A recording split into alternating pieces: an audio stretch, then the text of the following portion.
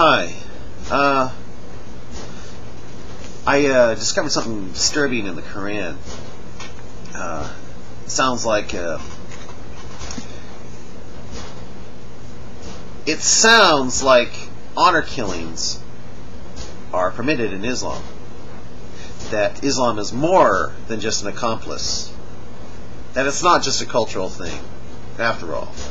It's actually permitted in Islam to kill your son, maybe your daughter, if you fear that they might disappoint you in the future. It sounds like it from what I'm about to read to you. Just by fearing. They haven't done anything wrong yet. You don't know if you're going to change, but you fear that they're going to screw up, become maybe a disbeliever or something like that. It's okay to kill them. I've discovered that right here in my Yusuf Ali, and I checked it out with other scriptures from Pickthall and Shakir. They say pretty much the same thing. I'm going to read this to you and see what you guys think, okay? This is Surah 18, verse 74. Here it goes. Oh, by the way, I'll tell you it's about Moses traveling with some guy, and they meet a kid, and the guy kills the kid. Well, first something happens with the boat, and then Moses and this guy that Moses is traveling on, the guy kills the kid, and Moses goes, "Oh my gosh, how could you do such a horrible thing?" You know, and then they travel on. Then finally, the guy starts explaining why he did such and such. He goes, "As for the kid, I killed him because."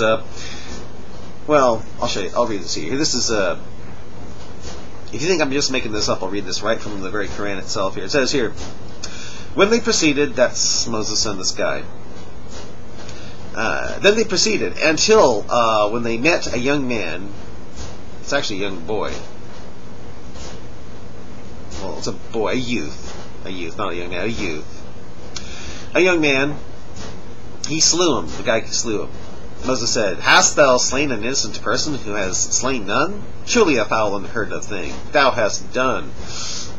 Then the murderer answered and said, "Did I not tell thee that thou canst have no patience with me?" Okay, Moses says, "If ever I ask thee about anything after this, keep me not in thy company. Then wouldst thou have received a full excuse from my side." Then they proceed on, and finally, they go into town, and the guy the murderer starts explaining what they experienced and what he did with the boat, and he goes, then he goes, "As for the youth," well, actually it says as for the youth, his parents were people of faith, believers, or in this case, Muslims. His parents were people of faith, and we feared. He hasn't done anything yet, but we feared that he would grieve them by obstinate rebellion and ingratitude to Allah, well, to God and man, but it's all, of course, Isn't that amazing? They feared. He hadn't done anything wrong. They feared that he might not change, but so that's why they killed him. This seems to be licensed to kill your daughter or your son if you fear that they're going to become westernized. You know what I mean? I'll read on here.